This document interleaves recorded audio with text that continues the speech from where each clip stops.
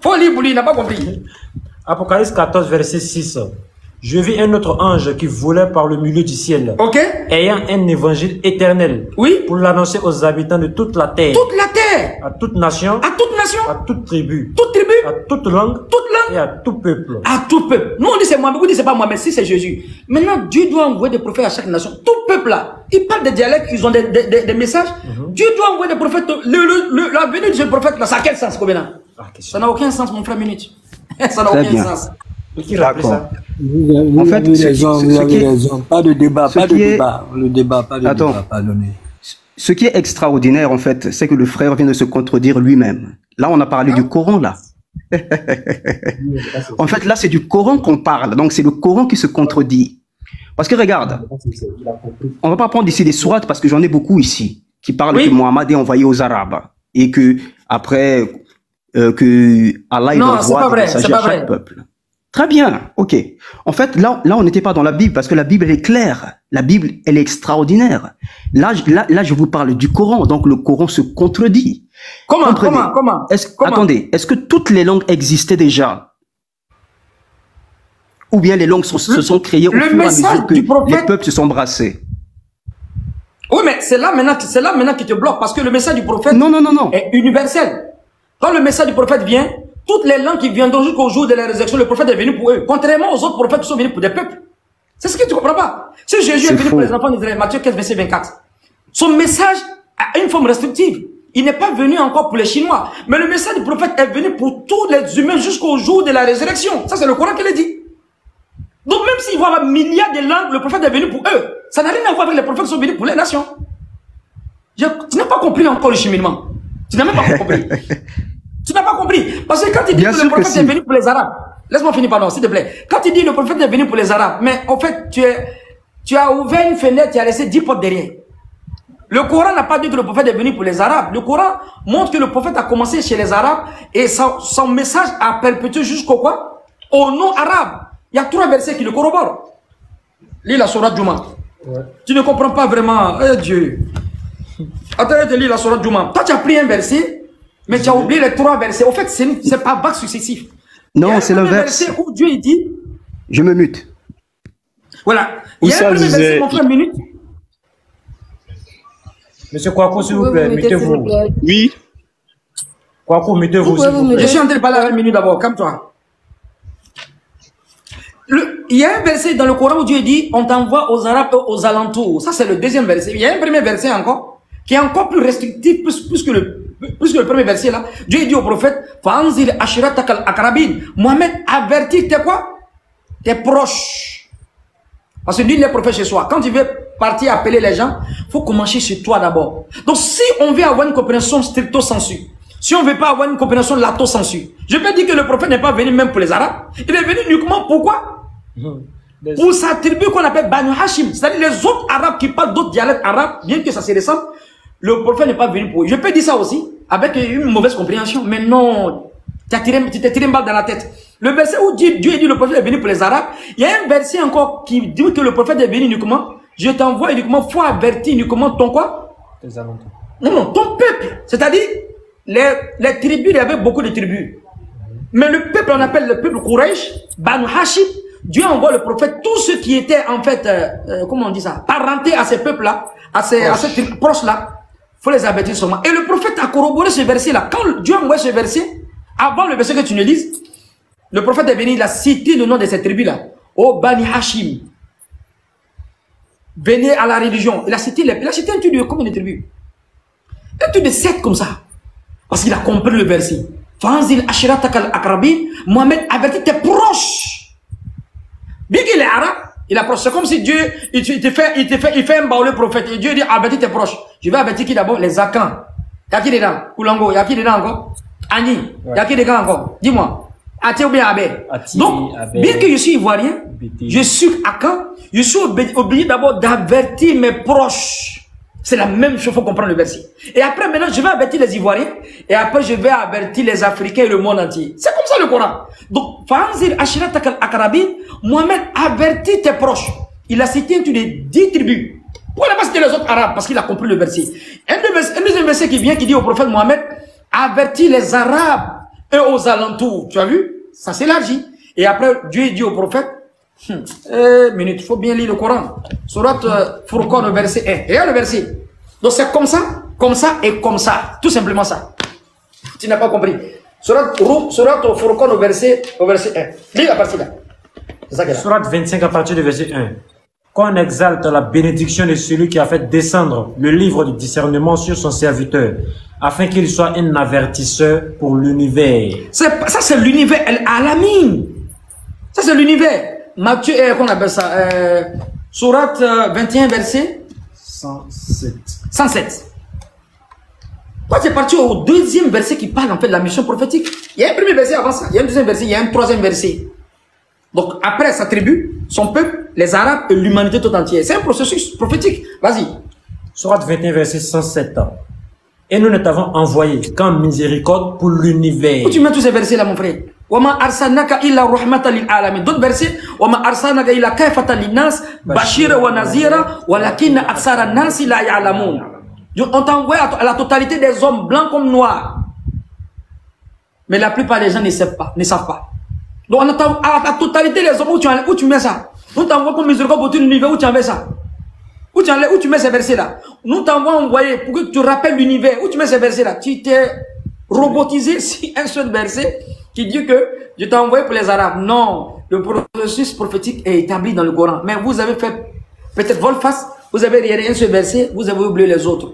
Le prophète a averti d'abord sa tribu, les 10, il a averti les Arabes, il a averti aux alentours, il a averti l'univers. La preuve c'est quoi? Le prophète a envoyé des lettres. Aucun prophète ne l'a fait. Il n'y a pas un prophète des Juifs qui a envoyé une lettre aux non-Juifs. Il n'y en a pas. Il n'y a pas. Mais le prophète a envoyé des lettres aux non-arabes. Le roi de Khosroes, le roi de Perse. Dieu m'a envoyé pour l'univers, devenez musulman. Il a invité tous ces rois-là. Vas-y. Il y a un qui a dit dans le live tout à l'heure là, que Alamin, c'est pas l'univers, que c'est aux hommes. Oui, mais est-ce que... Alam. Oui, en fait, Alam, on peut expliquer. Alamin, ça peut prendre le sens même de... Alamin, je termine, ça peut prendre le sens même d'univers, même des multivers. Si on dit le monde entier, ce sont les hommes qui vivent dans le monde. Si le message du prophète est pour les hommes, donc quand Alamin, ça concerne les hommes. Mais, le verset là même, Imam Ghazali a expliqué le verset. Il dit, vous comprenez ce verset là comme ça, mais le verset là, vous allez avoir cette compréhension au jour de la résurrection. Pour comprendre le sens de Alamin. Parce que quand les gens vont aller vers les prophètes pour le jugement, ils vont aller vers Adam, qui a fait un péché. Ils vont aller vers Noé, qui a maudit son peuple. Ils vont aller vers Moïse. Ils vont aller vers qui? Jésus, que les gens ont pris comme Dieu. Et puis sa mère. Ils vont aller vers qui encore? Essayez d'expliquer cette histoire, c'est trop intéressant. Oui, quand ils vont aller vers les prophètes pour que Dieu commande le jugement, aucun prophète ne pourra aller devant le tribunal de Dieu parce qu'ils ont fait un péché. Moïse dit, allez voir mieux que moi. Noé dit, moi j'ai fait un péché, j'ai maudit mon peuple. Allez voir Moïse. Moïse dit, non, moi j'ai tué quelqu'un. Il ne sait pas que Dieu va me pardonner. Allez voir Jésus. Jésus dit, moi mais c'est un problème. Moi et ma mère, ils m'ont pris comme des dieux. Allez voir Mohamed. Et quand le prophète va venir et Dieu va commencer le jugement, Imam Ghazali, c'est le sens de ce verset. Parce que toute l'humanité attend le jugement. Il va falloir que le prophète aille devant le tribunal de Dieu pour que Dieu commence le jugement. Imam Ghazali dit, c'est le vrai sens de Alamin qu'il y a. Ça, c'est l'explication d'Imam Ghazali. Donc, que ce soit Alamin, que ce soit le monde, les génies sont inclus, ce n'est pas les hommes seulement. Parce que Dieu a créé les hommes et puis qui? Les génies. Surah 56, verset 54. Ça. Ouais. Et nous avons créé les djinns. Il dit quoi dans le hadith? Qu'est-ce qu'il dit là? Je n'ai pas compris.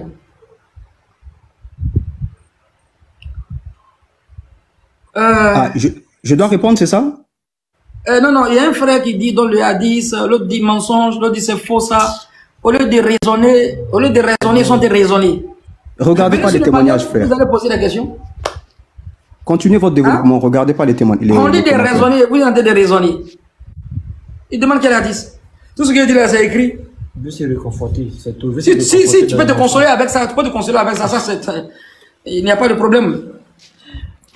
C'est bon, j'avais une idée, j'avais un autre partage à vous faire. Vous voyez, il y a une chose que vous avez dit. On vend des bouts d'oreilles à ceux qui ont les oreilles. Ici, désolé, si tu n'as pas compris, je ne parle pas de toi à une minute. Je parle de celui qui a en train d'écrire là. On vend des bouts d'oreilles à ceux qui ont les oreilles, quoi. C'est tout.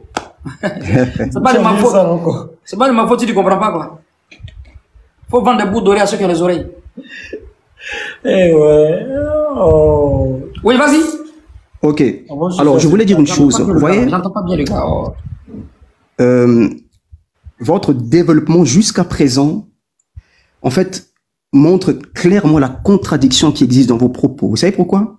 Parce que dans la sourate 21, au verset 91, je ne sais pas si le frère peut lire, il était tout à l'heure dans la sourate 21, verset 91, s'il vous plaît. Oui, 21, 91. 21, 91. Oui. On va essayer d'échanger. Mais il a trop compris le Coran. Oh Dieu.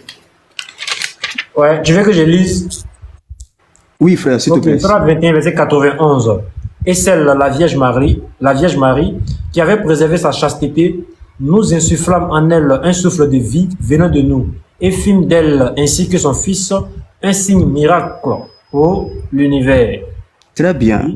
Vous voyez, tout à l'heure, vous avez parlé, là, le Coran dit que Jésus et Marie sont des signes pour l'univers. Moi, je ne suis pas catholique. Moi, je ne crois pas que Marie soit quoi que ce soit. Pour moi, Marie, c'était juste une servante de Dieu par lequel le Messie doit venir. Donc, je ne suis pas comme les catholiques qui prient la Vierge Marie. Mais vous voyez que ce texte est extraordinaire parce que ce texte dit que Christ, Jésus, est un signe pour l'univers. Donc, si le Coran le contient au fils d'Israël, il y a une contradiction énorme. Et la différence entre ce qu'on vient de lire, que Mohammed Mohammed est envoyé aux Arabes et que Allah envoie des messagers à chaque nation, à chaque peuple, avec la langue de son peuple, la différence avec la Bible, elle est flagrante. Vous avez dit lorsque Jésus reviendra, mais Jésus a dit à ses disciples d'aller partout dans le monde, de faire de toute la création des disciples. Alors ça ne contredit en rien. Dans toutes les nations, il y a des disciples de Jésus. On n'est pas nombreux, je parle des véritables chrétiens. On n'est pas nombreux, bien sûr. Mais lorsqu'il viendra, pour nous, ça sera une gloire. Parce que nous avons accepté son message. Vous savez, il y a un jour, on aura peut-être le temps, si vous voulez, de partager un message extraordinaire qui se cache dans l'histoire de Joseph. Je ne sais pas si vous connaissez l'histoire de Joseph, qui est vendu par ses frères en Égypte et que les Égyptiens l'accueillent. En fait, c'est une histoire qui préfigure même la venue du Messie, Machia ben Joseph. C'est un mystère caché. Vous allez voir que même dans ce texte, Joseph est vendu par Judas. Oui, frère. Oui, en fait, je vais revenir sur le verset là, avant que tu continues ton prêche. Pas de souci. 21, verset 91. Je me mute. Voilà, oui, tu peux écouter rapidement, merci. Le verset où Dieu dit que Jésus et puis sa mère seront un signe pour l'univers. Quel est ce signe? C'est le miracle, c'est tout. Je peux te donner des versets où Dieu a dit des prophètes, après un miracle, il va faire de ça un signe pour les gens. Mais est-ce que Jésus, le fait qu'il soit un signe pour l'univers, ça veut dire que Jésus a été envoyé pour l'univers? Non. Non, c'est pas du tout ça. L'enseignement de Jésus, c'est un signe pour l'univers. Parce que le fait que Dieu a donné un enfant sans l'intervention d'un gamète mâle, ça contredit même la compréhension embryologique. Voilà. On reconnaît ça. Et cette vérité est corroborée même dans le Coran. On n'a même pas peur de ça. C'est le Coran même qui développe ça. Et la preuve même, Jésus a parlé dès le berceau, après ce signe-là même, qui n'est même pas dans la Bible. Donc c'est bien de rire, tu ris comme un chef bandit, ça me plaît ta manière de rire. Mais en fait, ça résout pas le problème, minute. Ça, j'ai une question, s'il vous plaît. J'ai pas fini. Pourquoi attendre? Attends, j'ai pas fini avec le frère. Il pose des questions très intelligentes. Donc il a donné le verset qui dit Jésus et puis Marie sont un signe pour l'univers. Mais ça montre que le Coran n'a même pas eu peur de ça. Si c'était la Bible, on allait crier. Mais c'est le Coran même qui le dit, sans embâche. Maintenant, si le Coran le dit, le Coran développe encore le signe dans la sourate 19. Ya ukhta Haruna, man kana abuki mara'a saw'in wa man kanat ummuki baghiya. Oh Marie, ta mère n'était pas un débauché, ton père n'était pas ta mère n'était pas une prostituée. Fa asharat ilayhi qawlu kayfa nukallimu man kana fil mahdi sabiyya. Elle a fait un signe vers l'enfant. Le Coran développe même ça. Dans la sourate 21 verset 80, le Coran développe dans la sourate 19. Elle a fait un signe vers l'enfant. On dit mais comment on va parler d'un enfant qui est au berceau? Ce n'est pas dans la Bible. L'enfant a commencé à parler au berceau. Qala inni Abdullah. Je suis Abdallah, je suis serviteur d'Allah, pas Dieu. Atani al-kitab, il m'a donné le livre. Waja'alani nabiyya, il m'a fait prophète. Waja'alani mubarakan, aynama kuntu wa awsani bis salati wa zakati man dumtu hayya. Dieu m'a béni partout où je serai, il m'a béni depuis ma naissance. Il m'a donné le livre et puis quoi? Il m'a ordonné de faire la zakat et puis la prière partout où je serai. Et que la paix soit sur moi le jour où je naquis, le jour où je mourrai, le jour où je serai ressuscité. voici l'histoire de Jésus, parole de vérité dont il en doute. Le Coran dit. Sinon, on fait l'apologie de Jésus que vous. Mais cette vérité n'est même pas dans la Bible. C'est mieux de dire et puis tu ris, mais c'est dans le Coran même tu enlèves. Donc le signe ici qu'il est question dans la sourate 26, verset 91, le Coran détaille parce que Marie, Jésus est né d'une façon miraculeuse. Ça c'est un signe pour l'univers. Le Coran ne peut pas être ingrat pour ne pas dire ça. Le Coran le rate. Et je te donne un autre signe. Lis la sourate. Il y a plein de signes comme ça. C'est toi qui n'as pas vu. Même le signe de Moïse que Dieu a ouvert l'eau. C'est un signe pour l'univers. Vas-y. L'histoire de Moïse, c'est un signe. Mais ça veut dire que Moïse est venu pour le monde entier? Non. Donc le signe que la question Marie et puis Jésus, c'est un signe. C'est normal. Dieu montre la quatrième année de la création. C'est-à-dire qu'il crée un homme sans l'intervention d'un gamète mâle. Mais ça, c'est un grand miracle, un prodige. Mais c'est un signe pour l'univers. Ça veut dire que Jésus a été envoyé pour l'univers? Non. Matthieu 15, 24, je n'ai été envoyé qu'au brebis perdu de la maison d'Israël. Sourate 2 au verset 259. Je t'envoie un autre signe encore dans le Coran. Vas-y. Sourate 2, 259. Ou comme celui qui passait par un village désert. Ça c'est un miracle plus que Jésus même. Et dévasté. Comment Allah va-t-il redonner la vie à celui-ci après sa mort? Si vous ne connaissez pas cet homme, il s'appelle le prêtre Ezra. Le prêtre Ezra, vous connaissez dans la Bible Esdras, mais il a fait un miracle qui n'est même pas dans la Bible. On l'appelle Ouzé. Et cette vérité est coranique, ce n'est même pas biblique ni toraïque. Hein? Tu vas pas trouver cette vérité à quelque part, mais c'est dans le Coran. Il est mort sans temps, Dieu l'a réveillé. Lis. Comment Allah va-t-il redonner la vie à celui-ci après sa mort? Il est arrivé dans un endroit où tout le monde est mort. Il a douté un instant. Comment Dieu va réveiller ces personnes? Il a cogité, il a pensé. Ah, à faire la résurrection, ça sera difficile. Hein? Comment Dieu va faire ça? En même temps, Dieu l'a fait mourir pendant combien de temps? Allah donc le fit mourir et le garda ainsi pendant 100 ans. Mon frère, minute, cette vérité n'est même pas dans la Bible. Peut-être c'est la première fois que tu entends ça d'un musulman. Dieu l'a fait mourir pendant 100 ans. C'est pas 3 jours, hein? Quelqu'un que les gens ont adoré parce qu'il est mort 3 jours, il est revenu. Lui, il est mort 100 ans. Il devient plus Dieu que lui-même qui est mort 3 jours là. Vas-y. Puis, il le ressuscita en 10 ans. Il est mort pendant 100 ans et puis il s'est réveillé. Qu'est-ce qu'il a dit? Dieu lui demande maintenant, combien de temps as-tu demeuré ici? Tu as fait combien de temps ici? Il dit, je suis resté un jour, dit l'autre, ou une partie d'une journée. Dieu dit, il a répondu à Dieu, je suis resté un jour, bien une partie d'une journée. Dieu a dit quoi? Non, dit Allah. Tu es resté 100 ans. Allah dit, tu as fait 100 ans ici, tu es mort. Regarde donc ta nourriture et ta boisson. Sa nourriture, sa boisson, ça est là encore. Rien ne s'est gâté. Ibn Abbas, ça n'a pas changé de forme. Mais regarde ton âne. Son âne est pourri. Et pour faire de toi un signe pour les gens. Je vais faire de toi un signe pour les gens. C'est-à-dire le fait qu'il est mort 100 ans. Dieu l'a réveillé, son âne est pourri, son pain est là avec du jus. Cette vérité-là, c'est le Coran ça. C'est trop fort. Donc c'est pour les, ça veut dire qu'il est venu aussi pour le. Donc le fait que Dieu, cette vérité-là est coranique, bien que c'est pas un prophète, c'est pas un prophète qui est venu pour les musulmans, qui est venu uniquement pour les enfants d'Israël. Esdras, ce prophète-là, le fait que ce miracle-là que Jésus n'a pas fait, que Moïse n'a pas fait, et ça c'est un signe pour les gens. Ça veut dire qu'il était envoyé pour le monde entier? Non. Donc en réalité, ce qui est bien avec vous, c'est quoi? C'est que au fur et à mesure qu'on évolue, vous me montrez clairement la contradiction. Vous savez pourquoi? Parce qu'en fait, pour votre prophète, en réalité, qui est le prophète des Arabes, je viens de vous le prouver, en réalité, vous dites, mais non, c'est une miséricorde pour l'univers, c'est-à-dire pour toutes les nations.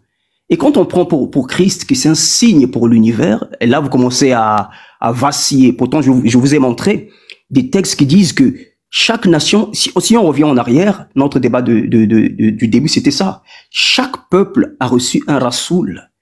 Où sont les rassouls de ces peuples? Où sont leurs textes? Vous étiez d'accord avec moi au départ? Vous étiez d'accord? Vous êtes dit oui. Allah a envoyé des rassouls à chaque peuple. Normalement, quand un rassoul va à son peuple, avec la langue de son peuple, normalement, le rassoul ne vient pas juste parler. Il laisse un message, il laisse un texte, un écrit, pour que les autres générations viennent. Vous comprenez? Donc la supériorité du prophète arabe est nulle. Parce que Dieu ne fait pas distinction entre ses messagers. Là-dedans, il y a contradiction dans le Coran. Et j'ai cinq sourates ici que je peux vous donner. On va lire une à une. Vous allez voir que Dieu insiste que chaque peuple reçoit son rasoul. Et Dieu savait que les langues allaient se multiplier. Donc, comment il allait attendre un prophète qui va venir d'Arabie et que le Coran précise que le Coran descend en arabe et que ce prophète va être le prophète de l'humanité. Faut pas rentrer dans la Bible parce que la Bible est un livre fermé. Jésus, il est clair. Cheikh Adam a une question pour toi. Minute. Tu as dit tous les prophètes, ils viennent avec un livre, c'est ça, non? Comment? Est-ce que c'est ce que tu as dit tout à l'heure, que tous les prophètes viennent avec un livre? Oui, parce que s'il va dans... Écoute, hein, écoute très bien, Cheikh Adam. Si Allah l'envoie avec la langue de son peuple, est-ce que chaque attention, vient avec un livre, oui ou non? Un peuple qui n'a jamais reçu de prophète. Je sais où tu veux en venir. Tout à l'heure, que chaque prophète vient avec un livre. Est-ce que c'est ce que tu as dit, oui ou non? Bien sûr. J'ai dit où sont les livres des prophètes qu'Allah a envoyés à chaque peuple. Écoute-moi. D'accord. Est-ce que Nathan, là, c'est un prophète? Oui, bien sûr. Mais il l'a envoyé aux Juifs. Et aux Juifs ont déjà des livres. Son livre, là, c'est où? En fait, là, Cheikh Adam, toi aussi, tu tombes dans la contradiction. C'est pas grave. Parce que Nathan, il vient... Attends, Nathan, il vient dans un peuple qui a déjà la loi. Donc il n'a pas de livre. Ah, mais Nathan, il vient à des Juifs. Les Juifs ont déjà des rassouls. Est-ce qu'il a un livre ou il n'a pas de livre? Le Coran dit qu'Allah, il envoie à toutes les nations. Pas ma question. Donc, cette nation doit aussi avoir un livre. C'est pas ce que j'ai demandé. Non, c'est pas ce que j'ai demandé. Nathan, là, est-ce qu'il a un livre ou bien il n'a pas de livre? Il n'a pas de livre. Tu sais pourquoi? Non, attends. Tu sais pourquoi? Tu sais pourquoi? Je te réponds. Tu dis un prophète doit avoir un livre. Et toi, tu dis que lui, il est prophète, mais il n'a pas de livre. Mais tu sais pourquoi? Tu sais pourquoi? Tu t'es tiré une balle dans le pied. C'est l'inverse. C'est l'inverse. Les Juifs ont déjà reçu plusieurs prophètes. Alors, ils ont des livres. Mais les autres nations, par exemple, on va prendre un exemple. Hein? Les Chinois. Attends, minute, s'il te plaît. Vas-y, je me mute. Hein? Je me mute. Oui, s'il te plaît. Je pense que la même question revient tout le temps. Ça a été répondu, mais bon. Si tu veux l'échange ou bien ce débat-là, on va peut-être l'avoir après avec les autres frères, Inch'Allah. Oui. Comme il y a d'autres frères, voilà. Il y a d'autres frères qui sont sur le panel qui ont bien envie de poser des questions. Et nous aussi, on a envie vraiment de continuer avec l'enseignement. On va, si Oustaz le permet, hein, peut-être de demander au frère Kwaku de poser sa question et après on continue l'enseignement. Ok, je descends alors. Je vous laisse. Hein. Merci frère de l'échange respectueuse. Merci beaucoup. Merci, minute. Merci. Je vais te répondre après, si on me donne la parole. Merci encore, Oussas. Merci pour vraiment la parole que vous me donnez. Oui, ma question est celle-ci. Vous avez dit que il y a eu plusieurs langues qui se sont mutées au fil du temps, au fil des années, où les peuples s'associaient. Et j'espère que c'est ce qui a été dit. Hein. Mais, comment dirais-je, ma question c'est que lorsque nous lisons dans la Bible, dans Genèse 11, le verset 1 à 9, l'idée à la construction de la tour de Babel, la Bible nous dit que c'est par là qu'il y a eu diversité des langues, parce qu'il y a eu une confusion des langues. Dieu a envoyé une confusion et il y a eu plusieurs langues. Donc, ma question est celle-ci, que dans cette confusion des langues-là, où il y a eu plusieurs langues, Dieu n'a pas précisé vraiment les langues ça dit l'anglais, l'agni, le baoulé, ça dit, la Bible n'a pas précisé, mais quand même, il est dit qu'il y a eu plusieurs langues. Donc, comment on peut expliquer ce verset? Puisque si le Seigneur, Dieu, n'avait pas conscience de plusieurs langues qui allaient naître, donc comment explique ce verset? Et ma troisième question, c'est lorsque vous dites que, comment dirais-je, Jésus ne va pas revenir. Et vous avez pris Apocalypse, j'ai oublié un peu le verset que vous avez pris. Mais dans le même Apocalypse, le chapitre 1, le verset 7, Christ dit qu'il revient bientôt. Et il ajoute pour dire que je suis celui qui était et qui vient, le Tout-Puissant. Et il dit ensuite que même ceux qui l'ont percé le verront. Alors, ma question c'est, qui sont ceux qui l'ont percé et qui ils l'ont percé? Parce qu'il a dit que il vient et même ceux qui l'ont percé le verrez. Lorsque nous lisons Apocalypse, le chapitre 1, le verset 7, l'idée est là-bas. Donc, je ne comprends pas. J'espère que vous allez nous éclaircir cela. Merci Très bien, beaucoup. Merci. Je vais faire une digression avant de revenir sur ta question. Mais peut-être tu n'as pas bien écouté. J'ai fait une exemplarité en disant que ceux qui croient au retour de Jésus, je n'ai pas dit que Jésus ne va pas venir. J'ai dit, si ils prennent ce verset-là pour dire que chaque prophète doit avoir, n'est-ce pas, chaque nation doit avoir son prophète, comme il y a des nations qui se créent, il y a des langues qui se créent, donc s'il y a 1000 langues qui vont se créer, automatiquement, Dieu, dans sa sagesse, comme il est dit, doit susciter quoi? Des prophètes à chaque nation. Donc, le retour de Jésus ici n'a pas de sens. S'il attend de Jésus, parce que ce prophète-là qui vient, le Fils de l'homme qui vient d'Apocalypse 14, verset 6, dont vous dites c'est Jésus, il vient pour toute langue, n'est-ce pas? Tout peuple. Alors qu'il parle hébreu, toute langue, toute race, tout peuple, toute tribu, alors qu'il parle une seule langue, il ne comprend pas toutes ces langues-là. Sa venue est nul de non la venue, c'est-à-dire, ça n'a même pas de sens. Parce que Dieu, dans sa sagesse, comme il est dit, doit envoyer des prophètes à chaque nation. Donc, de façon basique, de façon standard, chaque prophète, au fil du temps, il doit avoir des quoi? Des nations doivent avoir des prophètes. Au fur et à mesure, il y a une nation qui se crée, une langue qui se crée, une dialecte, un prophète va sortir pour quoi? Pour ce peuple, pour cette langue. Donc, la venue de Jésus n'a pas de sens. C'est ce que j'ai dit. Maintenant, quand le frère dit que Marie et puis Jésus sont un signe pour l'univers, mais ils ne sont pas envoyés pour l'univers. Non. Le miracle de Moïse était signe pour l'univers. Donc, lui, il confond. Moi, j'attendais les 5 versets qu'il allait citer. Lui, il confond les signes pour l'univers. Qui ne connaît pas l'histoire de Jésus? Même les Chinois connaissent. C'est un signe pour l'univers parce que Dieu a opéré son miracle et ça a marqué le monde positivement. Mais ça ne veut pas dire que Jésus a été envoyé pour l'univers. Jésus n'a jamais basé même sa mission prophétique, c'est-à-dire, il n'a pas écarté le champ de sa mission parce qu'il est né miraculeusement, non. Donc l'essence ici de Ayat, ici, dans ce verset-là, il n'a même pas compris. Et il a posé quelques questions là. Je suis revenu sur cette question. La tour de Babel. Oui, la tour de Babel. La tour de Babel. La tour de Babel, c'est un mythe, c'est une mythologie. Il n'a jamais eu que ce qu'on appelle que Dieu a confondu les langues. Non, c'est dans la Bible, Genèse 11. Mais ce n'est pas une vérité. Demande aux archéologues, demande aux paléontologues, ça n'a jamais existé. C'est une mythologie. Pour ta culture générale, c'est une mythologie. Ce n'est pas du tout vrai. Même si c'était vrai, pas besoin d'arguments. Tu vas pas me dire que c'est là-bas, ils ont parlé français là-bas. Tu vas pas me dire qu'ils ont parlé anglais. Rien dans l'histoire. La langue anglaise a été créée quand? La langue française a été créée quand? Regarde le siècle des Lumières. Si tu as étudié la littérature, tu vas voir la langue française, tout ça, l'histoire de la France, tu vas comprendre avec Clovis, tout ça.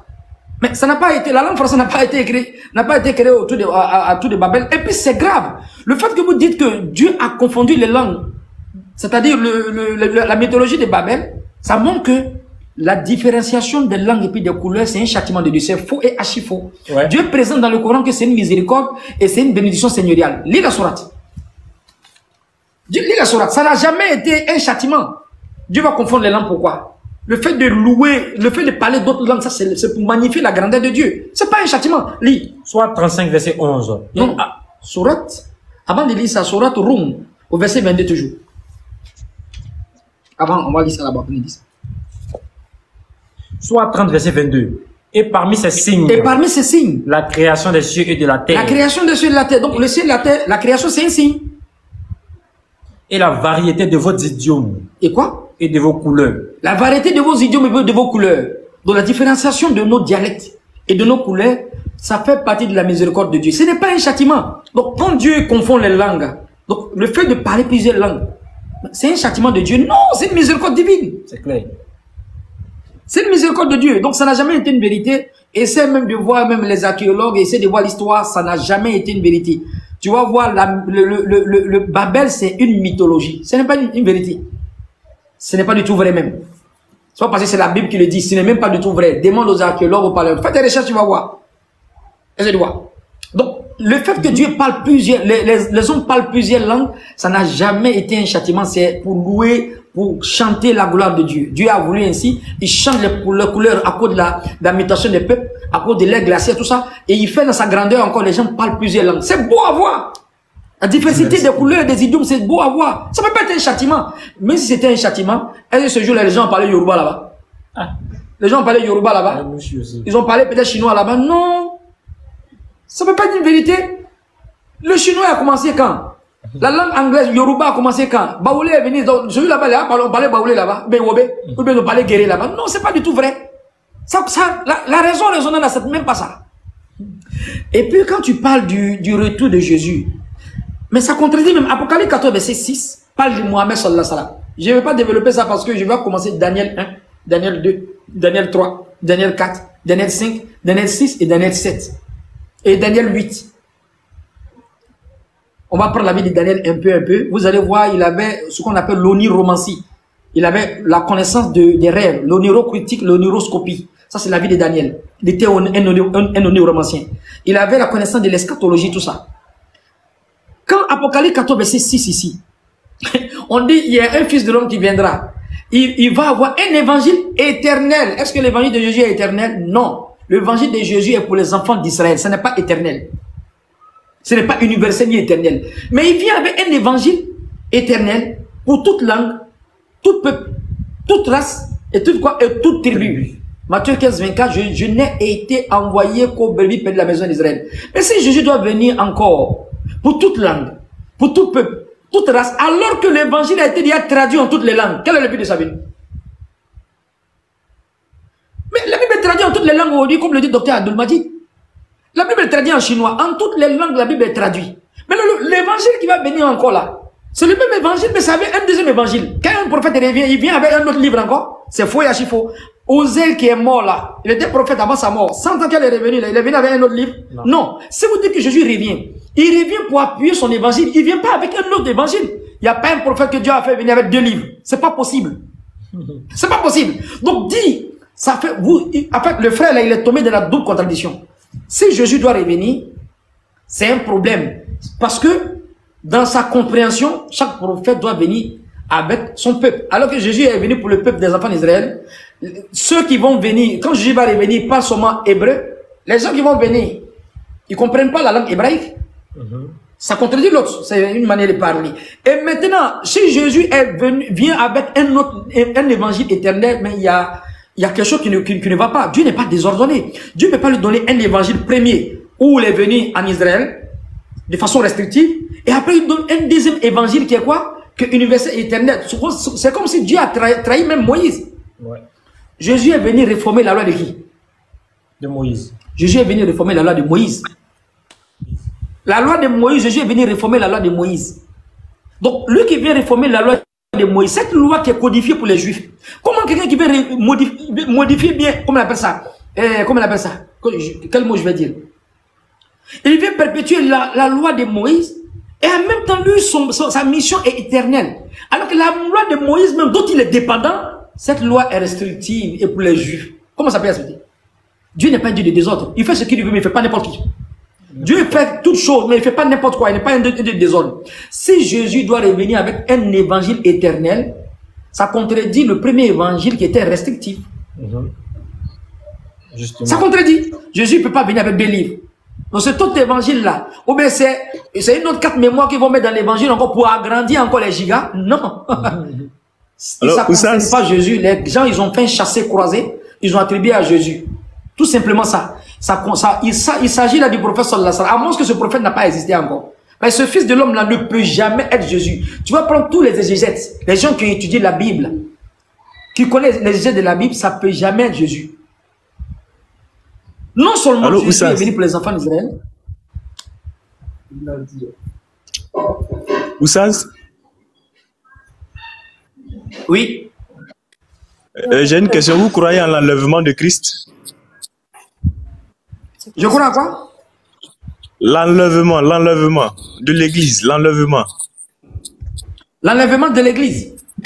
Oui, je crois que c'est de ça qu'il est question lorsque Jésus reviendra. Parce que la Bible dit qu'il reviendra pour chercher son église, son époux. Ok. Donc, je pense que le retour de Jésus, c'est dans ce sens-là. Donc, en même temps, il va chercher son église? Oui, non, ce n'est pas pour nous apporter. Je pense que ce n'est pas pour nous apporter une autre évangile, mais il vient uniquement pour chercher son église. C'est ça qui est l'enlèvement, je pense. Oui, je ne veux pas faire un débat. Donc, oui.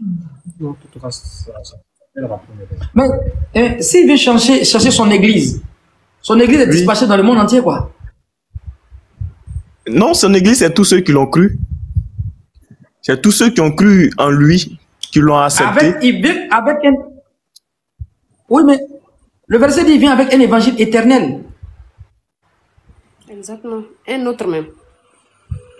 Le verset dit un autre.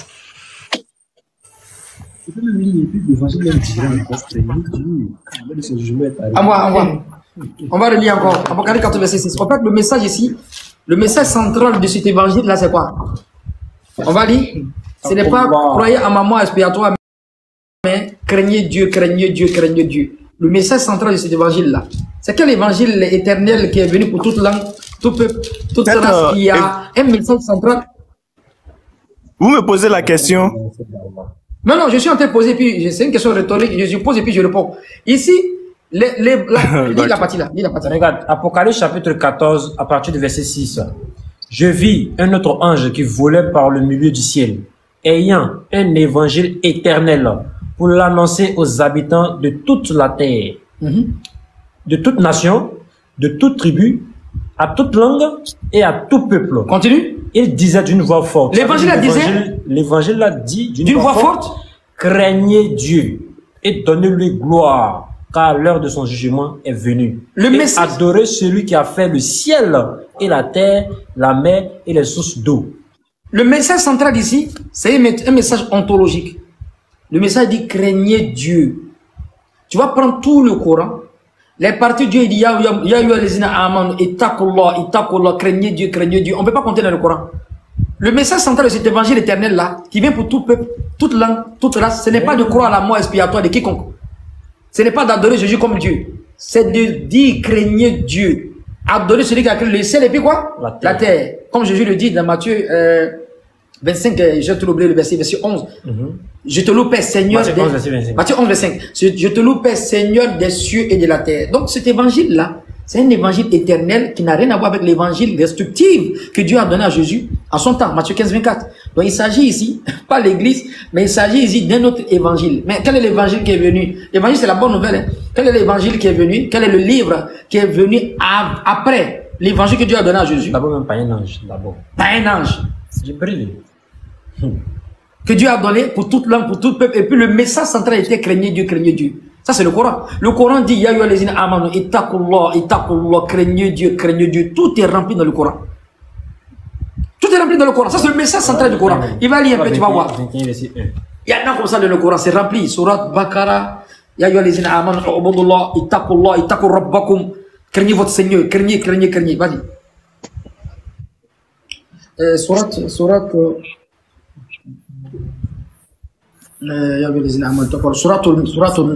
Nisa.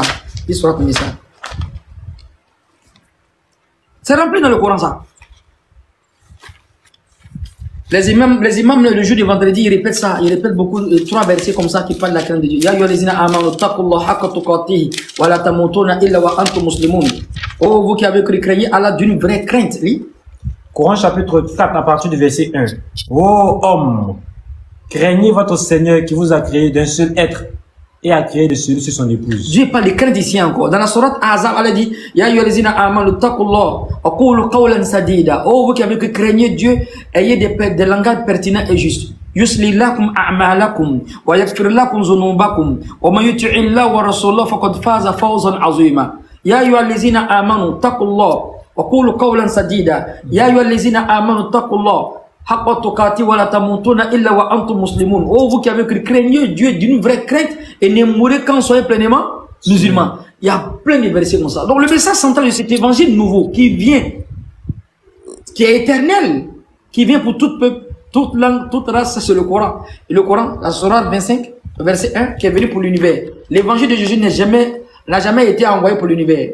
Ça n'a jamais été envoyé. Même avec la conspiration du concile de Nicée. Parce que c'est au concile de Nicée, ils ont voulu que l'évangile, la Bible et puis la compréhension évangélique bien christologique soit soit étendue dans tout l'univers. Donc si on veut étendre avec ce concile-là, c'est que c'était pas étendu. C'est que c'est une conspiration. Le concile de Nicée en l'an 325. Et après, ils ont repris le concile encore au concile de Constantinople. Ils appellent ça le deuxième concile, mais en réalité, ils disent que c'est le premier concile pour pousser encore à la compréhension, pour détruire l'arianisme. Et ça, c'est connu. Celui qu'ils ont mis pour célébrer là, c'était une conspiration. Il y a un qui est mort. Ils ont pris un autre encore. Après, ils ont pris un gars d'Arus. Et après, lui, il a quitté en fait le concile. 3 sont décédés dans le concile. Parce qu'ils ont voulu faire un mensonge, il n'a même pas, c'était le premier décédé. Ils ont mis pour juger, il est décédé. Le 3e là, il était un gars d'Arus. Il est sorti là, il a fui. Il s'est rétracté et ils ont pris un 4e qui était toujours, on l'a mis pour, c'était déjà planifié quoi. Et dans ce concile là, ils ont décidé que le christianisme soit quoi? Une religion universelle. Mais c'est que c'était pas universel. Dans cette compréhension de Dieu, oui, ils ont imposé l'évangile comme une religion universelle. Mais si on impose quelque chose alors que c'est déjà imposé mais par Jésus lui-même, ça n'a aucun sens. Voilà. Ça n'a aucun sens. Donc dire que Jésus est venu pour l'univers, avec ce verset là, ça continue le concile de Nicée. À quoi sert bon de faire un concile, une conspiration, aller à Nicée, à Béthynie, ils pensent que c'est à Béthynie, après ils sont partis à Constantinople, tout ça, c'est chevauché, c'est pourquoi? C'est comment ils vont imposer le christianisme dans tout l'univers. Mais si Jésus est venu pour tout l'univers, pourquoi faites encore cette conspiration-là? Ça n'a aucun sens. Ça n'a aucun sens. On peut s'aider, on peut faire des recherches, sinon le seul prophète qui est venu pour tout l'univers, le seul prophète qui est venu pour tout l'univers, mon frère Kwaku, Yaswa. Oui. Si t'es le Bokana, c'est pas tu es Yaswa. Wallahi, mon frère, Yaswa. Y'a qui fait Nyamien, on sort pas, fait Nyamien. On sort pas, Wallahi, Billahi. Il était pas l'embaulé. Flenyamien, on sort pas. Wallahi, Billahi, Flenyamien. Y'a qui? Les gens sont tenus mentis pour ne rien. Même là, hein, ils sont tenus mentis, hein. C'est pas vrai, hein. Je te dis, c'est pas vrai. Il te dit ça au jour devant Dieu, tu vas comprendre. Ce n'est pas vrai. Le christianisme ne peut pas être vérité. Mais on est né dedans, mon frère. Ça ne peut pas être vérité. À un moment donné, il faut qu'on se dise la vérité. C'est un problème d'enfer et de paradis. Voilà. On fait le débat, c'est bon. Mais on va mourir un jour. On va quitter la terre comme si on n'a jamais existé. Yassoua. Le christianisme ne peut pas être la vérité. Non, ça ne peut pas être la vérité. Même si les chrétiens sont là, je le dis, hein, c'est pas une question. Ce n'est pas les petits chrétiens qui vont pas à l'église là. Nous, on était pratiquants. On était pratiquants. Ce n'est pas c'est pas amusement. On était dedans, on était dans la chose. C'était une connaissance directe. Celui qui baille un peu, Seigneur, merci, tu m'as donné à boire. Et puis ils en fait on était contrôlé, même la famille, le vieux te contrôle. C'était de façon pragmatique, c'est pas la bouche, hein. On est chrétien, je dis toi, c'est bouche. Ils lisent la Bible quand ils font les débats. Ils n'ont aucune compréhension. Peut-être quelques-uns, quand tu vois, peut-être quand il envoie ses arguments, tu sais qu'il y a quelque chose il y a un effort qu'il a fait au passé. Non, d'autres après aujourd'hui, ils pouvaient venir faire des débats. Tu vas lui demander qu'est-ce qu'il a convenu depuis la concordance. Il ne va même pas te répondre. Ça, c'est mon tonton qui était pasteur. Il était spécialisé en construction d'église. Il est à Oumé actuellement. Tonton Bilal. Ça, c'est mon tonton, ça. Bon, nous, on s'est converti avant lui. Après, lui, il s'est converti après. Spécialisé en construction d'église. Il dit, mon fils, je suis passé en Afrique de l'Ouest. Les églises qui se construisent, ça dépasse 50. Il était trop dangereux dedans. Il dit, aujourd'hui, je vais dans les mosquées. Je suis arrivé au Burkina. Je suis allé prier dans les mosquées. Je suis passé à côté d'une église que j'étais même celui qui a construit l'église. J'ai commencé à pleurer. Tonton Bilal. Il me montre les photos des présidents, les photos des présidents de l'Amérique. Il n'y a pas un endroit où il n'est pas passé. Quand il s'est converti, ils ont arraché toute sa voiture, tout. Il dormait dans un petit hangar avec ses 3 filles. Ce sont mes cousines. C'est une chose, il te dit. Quand les gens disent que quand on te convertit, les maisons t'arrachent des choses. Ça, c'est les chrétiens, ça se fait. Et il y a une preuve palpable. Tonton Bilal, il dit, mon petit, je suis retourné au champ. Le que je suis allé le saluer au ménage, j'ai pleuré. Qu'est-ce qu'il n'avait pas? Il était en des avions. Je vois le tonton en train de venir à ces deux, avec, ici, il vient de trouver sa femme. Tonton, ouais, tanti, tonton, il est parti au champ. Et mon petit, je suis retourné au champ. Il y avait des hectares là. Il a été venu, il a commencé à pleurer. Il a été venu avec quoi? Avec son, le planteur qui retourne à la maison avec son vélo, avec ses bottes là. Il lui fait accolade. Mais tu pleures. Éloquent, un savant. Hein, tonton Bilal? Il a tout laissé. Il a un frère, on dit, on va le tuer, ils ont tout arraché. Il dormait à 13 villes là-bas. Il y a un petit hangar vers la gare de Bassam là. Dès qu'on a il dormait. Et après, Dieu a ouvert. Mais il a tout laissé. Il dit, bon, je retourne au champ. C'est ça, Aubert. Il y a te mettre en côté dessus du verset en Côte d'Ivoire. Benakaye, à Blafoué, mon, bien comme le son, y'a soit. C'est moi qui te dis ça aujourd'hui. C'est pas la vérité. Ticket. Wallah, c'est pas la vérité. Ok, en tout cas, merci Oussas. On va pas faire un débat parce que moi-même, je veux pas faire parce que je vais pas faire un débat avec vous et. Il n'y a pas de souci. Voilà, je vais pas faire un débat. Comme vous l'avez dit que ce n'est pas un débat. Voilà, donc. Ouais. Voilà, je vais, voilà, c'est bon. On est ensemble. Ok. Merci bien, Frère Kwaku. Donc, s'il n'y a pas d'autres questions, Oustaz peut continuer l'enseignement. Voilà. Qui a une question? Moi j'ai une question. Salam alaikum wa rahmatullahi wa barakatuh. Salam alaikum. Alaikum salam. Oustaz, tout le monde va bien. Alhamdulillah. Alors, Oustaz, merci beaucoup pour votre enseignement. C'est un plaisir de vous écouter. Je peux passer toute la nuit à vous écouter, à puiser de votre savoir. Vraiment, merci beaucoup. Nous prions Dieu qu'Allah vous assiste, qu'il vous augmente encore en connaissance pour que vous puissiez nous distribuer encore d'autres savoirs. Masha'Allah, tabarakallah. Merci beaucoup pour ça. Merci. Alhamdulillah. Donc, moi, j'ai une question sur un verset qui est dans la sourate An-Naml, sourate 20 au verset 40. Sourate 20, verset 40? Non, sourate 27, verset 40. Ah. Enfin, on peut lire verset 28 à 40. 38 à 40, pardon. Verset 38 à 40. Sourate An-Naml, sourate 27. Ok. Sourate 27. Ouais, vas-y. Sourate 27, verset 38. C'est ça, non? 38. 38 à 40. Il dit, ô notable, qui de vous m'apportera son trône avant qu'il ne vienne à moi soumis? Un djinn redoutable dit, je te l'apporterai avant que tu ne te lèves de ta place. Pour cela, je suis fort et digne de confiance. Ouais. Quelqu'un, continue. 40. Quelqu'un qui avait une connaissance du livre dit, je te l'apporterai avant que tu n'aies cligné de l'œil. Quand ensuite Salomon a vu le trône installé auprès de lui, il dit, cela est de la grâce de mon Seigneur pour me prouver si je suis reconnaissant ou si je suis ingrat. Quiconque est reconnaissant, c'est dans son propre intérêt qu'il le fait. Et quiconque est ingrat, alors mon Seigneur se suffit à lui-même et il est généreux.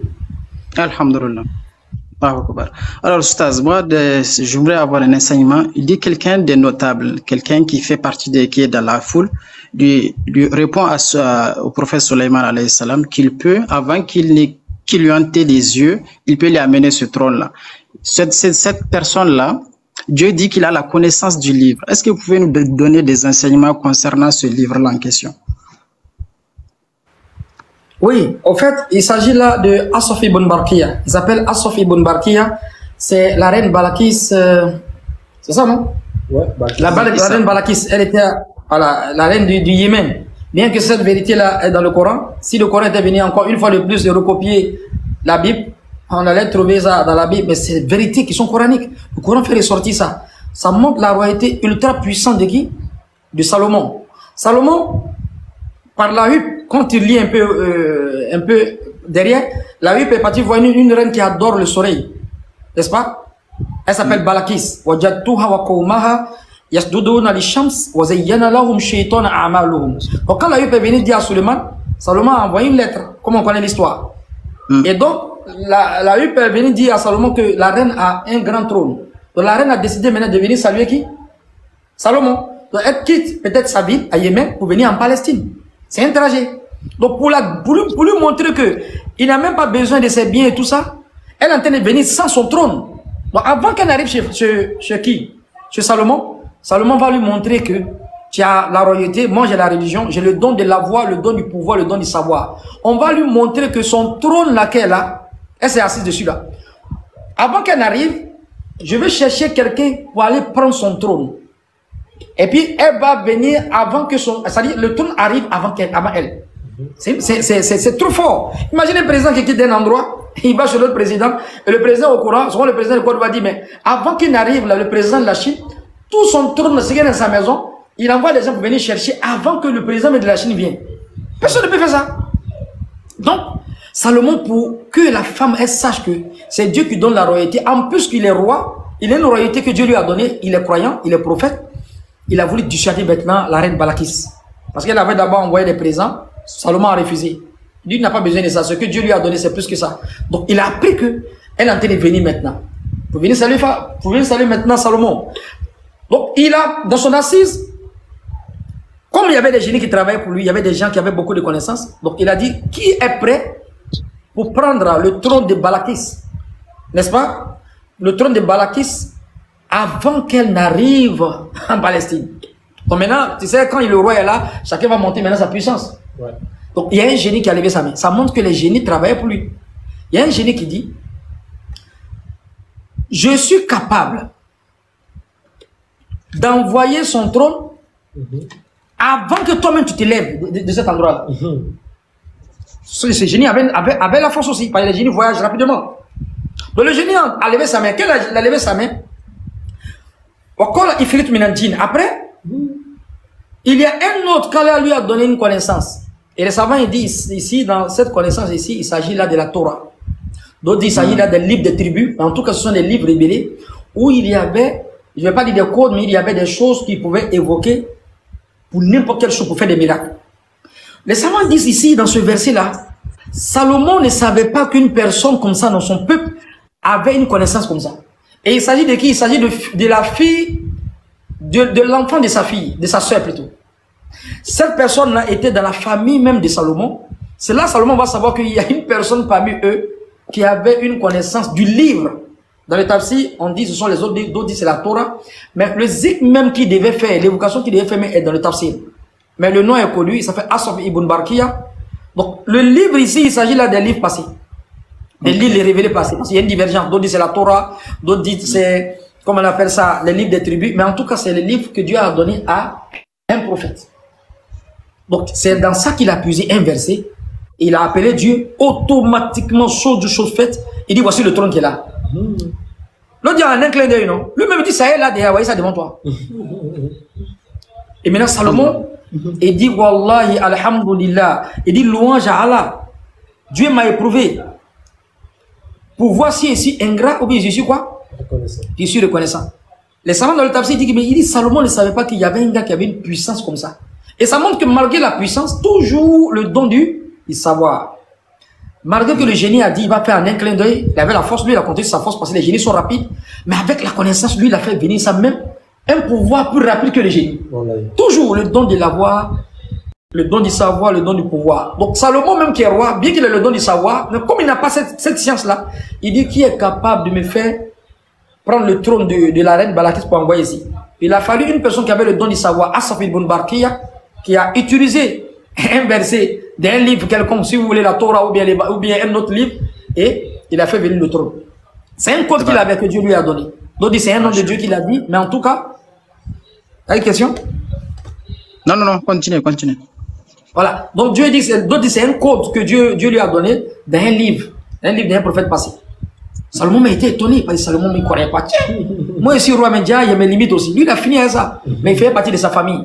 Et j'ai lu même, ça fait quelques mois, mais le tafsir, l'explication de ça, il faisait partie même de la famille de Salomon. Donc, dans ce moment, ils ont envoyé le trône de la reine Balakis, et Salomon a demandé à ses génies encore d'embellir encore pour ne pas qu'elle reconnaisse même son trône.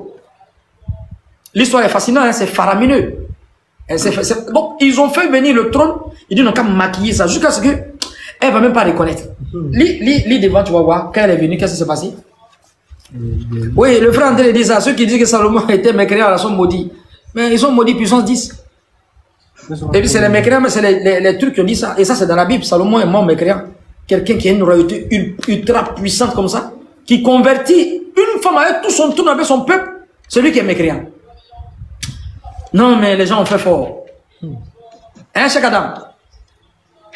Salomon est devenu mécréant comme ça. Il a converti les gens. Il a converti la reine Balakis. Vas-y. Lis la suite. Oui, lis la suite. Maintenant, quand la femme est venue. Okay. Et il dit encore. Lis fort. Et il dit.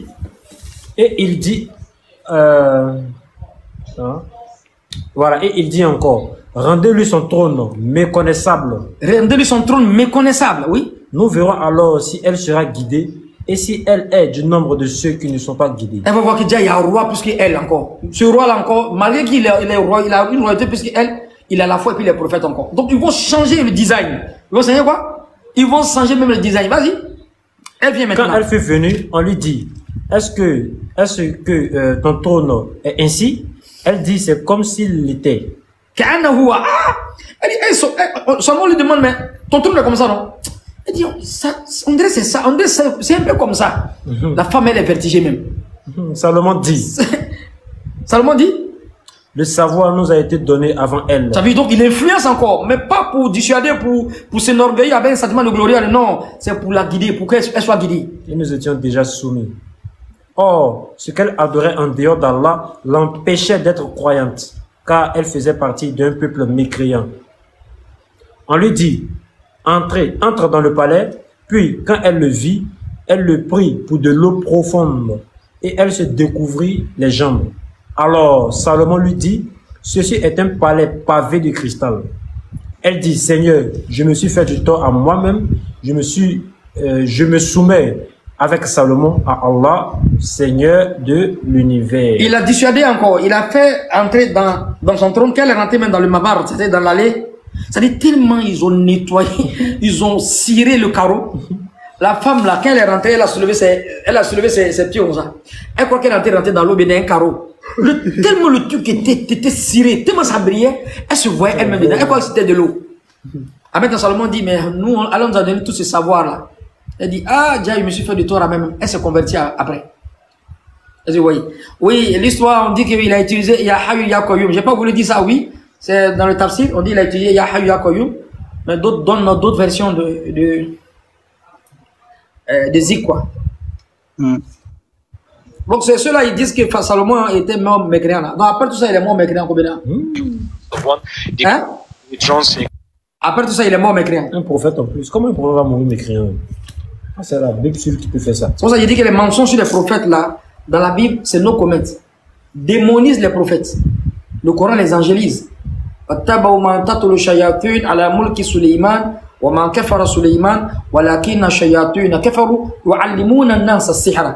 n'a pas été mécréant. Ce sont les diables qui sont mécréants, qui enseignent aux gens la magie. Comment Salomon va être mécréant alors qu'il a converti une reine avec tout son peuple? C'est-à-dire qu'il va devenir mécréant maintenant. Mais dans la Bible, Salomon même est mort mécréant. Il a adoré Astarté. Il appelle une reine pour adorer Dieu, pour qu'elle laisse l'adoration du soleil. C'est lui qui laisse ça maintenant, lui, sans adorer idole. Et comment les gens sont impolis? Tu vois comment les gens sont impolis spirituellement? Non, on doit lutter même là. On doit lutter même le jour même pour les prophètes. Et le jour de l'indépendance, il faut lutter même pour le mensonge contre les prophètes. Une reine qui adore le soleil avec son peuple, il a fait venir, on fait venir son trône ici. Quel pouvoir il n'avait pas? Il va laisser tout ça. Il s'est adoré encore Astarté.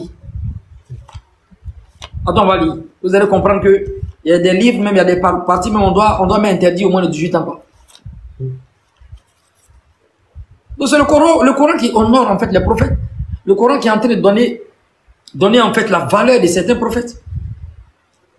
C'est le Coran qui les blanchit en fait, ou bien combien? Ouais. Ils ont été démonisés dans certains livres. Un roi là, montre-moi la partie là rapidement là. Un roi 11, je pense. Il y a deux rois 11 plutôt. C'est catastrophique, vraiment. Oui, mais c'est plus que grave. Le Coran n'est pas dans un débat avec un livre, non. Le Coran n'est pas dans un débat avec un livre.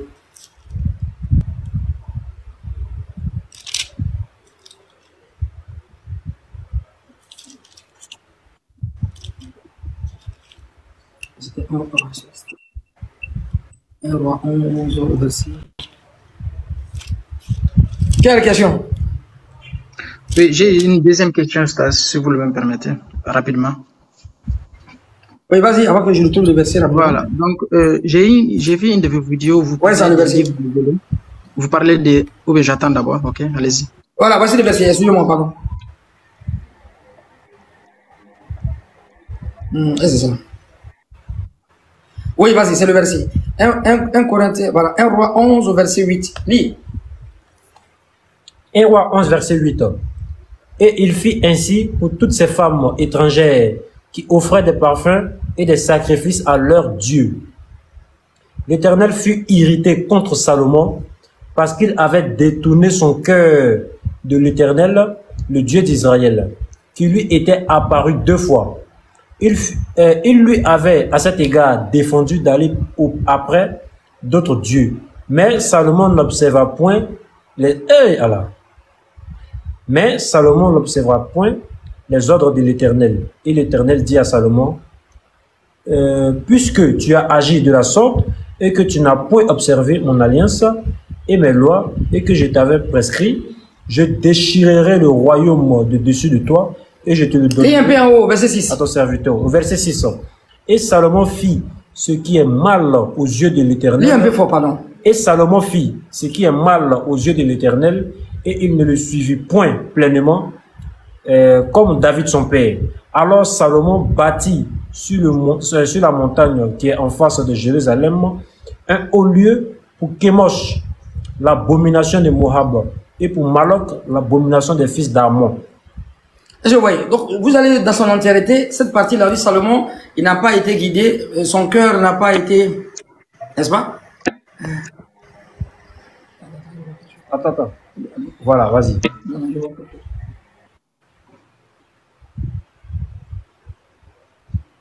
Non, il y a un frère qui s'appelle le Beren du 21e siècle. Non. Tu es en train de confondre le plafond et le fond du plat. Le Coran n'a pas besoin de la Bible, non. On le dit parce que vous mentez sur les prophètes. Donc on le fait. Le Coran n'a pas besoin des livres. Et quand tu dis de lire le Coran, est-ce que la Bible c'est une marque déposée des chrétiens? Dieu t'a mandaté pour expliquer la Bible. C'est comme un livre d'histoire, on lit. Donc si tu n'as pas une connaissance coranique et tu es un peu frustré, ça n'engage que toi. Donc la Bible n'appartient pas à un chrétien ici. La Bible n'est pas une marque déposée des chrétiens. Je peux dire que je lis la Bible parce que j'étais chrétien. Si tu es incapable de chercher des livres où tu es robotisé sur ton lit, tu es incapable de lire le Coran. Parce que l'esprit d'ouverture, d'autres n'ont pas. Ils sont robotisés sur un livre, ils ne vont pas chercher. Mon cas était chrétien, il n'était pas comme ça. Je lisais tous les livres. C'est ce que nous avons guidé même à l'islam. Oui. Donc, quand il lit ton Coran, nous on va lire la Bible. Non, la Bible n'appartient pas à un chrétien ici, non. Oui. Non, je suis en train de prêcher le Coran. Je donne en fait des paroles où Dieu a dit au prophète sallallahu alayhi wa sallam, n'est-ce pas, de relater en fait ce qui est vrai. Et Dieu dit au prophète, parle des enfants d'Israël sans rien craindre. Parce qu'ils ont menti sur les prophètes. Alléluia. Donc on est en train de prêcher le Coran, c'est un frère qui a posé la question puis on a répondu. Donc ton intervention, je pense que ça n'a pas de sens. Si tu es un peu frustré, la Bible n'appartient pas à un chrétien.